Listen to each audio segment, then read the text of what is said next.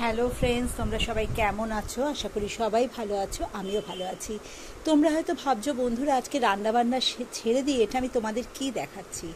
এটা তোমাদের কাছে আমি যেটা তুলে ধরছি সেটা হচ্ছে আমার অত্যন্ত প্রিয় একজন পরিচিত আমাকে একটা সুন্দর জিনিস উপহার দিয়েছে। না বন্ধুরা, এই শাড়িটা আমাকে উপহার দেয়নি।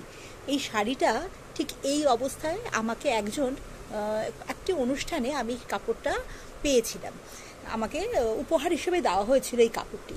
আর এটা যেহেতু এই রকম একটা স্লেট কালার এবং এই পাড়টা অবশ্য খুবই উজ্জ্বল, খুব যে খারাপ বলছি তা না, কিন্তু যেহেতু খুব একটা পছন্দের রং আমার এটা না, কিন্তু উপহার হিসেবে পাওয়া জিনিস আমি সব সময় সযত্নে তুলে রাখি।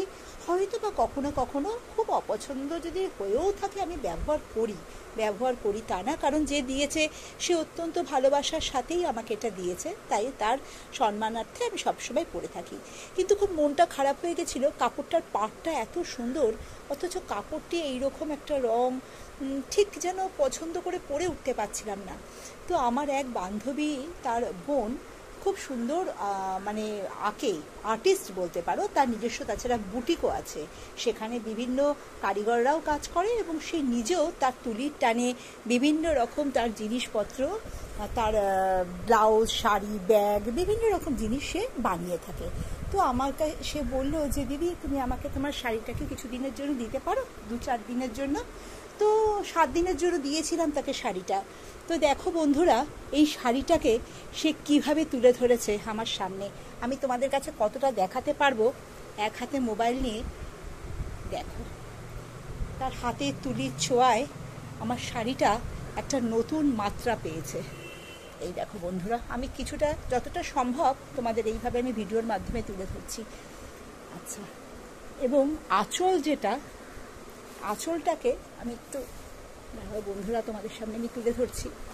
এই দেখো, এবং যে শাড়ির আঁচলটা সে এইভাবে কতগুলি আদিবাসী মেয়ের এই যে চিত্রকলা তুলে ধরেছে এর মধ্যে দিয়ে। এই দেখো বন্ধুরা, কি চমৎকারভাবে ফুটিয়ে তুলেছে শাড়ির এই আঁচলটা। এই যে, আশা করি তোমরা বুঝতে পারছো বন্ধুরা। এই দেখো কি অপূর্বভাবে তার তুলির টানে সে শাড়িটাকে একটা অন্যরকম মাত্রা এনে দিয়েছে। আজ তো আমি মনে করি আমার ওয়ার্ড্রফের মধ্যে যত দামি শাড়ি থাকুক না কেন, এই শাড়িটা হচ্ছে সব থেকে বড় মূল্যবান শাড়ি হয়ে উঠেছে আমার কাছে, কারণ সম্পূর্ণটা অত্যন্ত ভালোবাসার সাথে আমি পরে উঠতে পারছিলাম না দেখে সে অন্তরের শুধুমাত্র যে তুলির টান না, তার অন্তরের ভালোবাসার ছোঁয়া দিয়ে আমাকে তৈরি করে দিয়েছে এই শাড়িটা। একটা নতুন রকমের সৃষ্টি এই শাড়িটা আমার ওয়ার্ড্রফে প্রচণ্ডভাবে একটা প্রিয় শাড়ি হয়ে দাঁড়িয়েছে। এই দেখো বন্ধুরা, দেখেছো?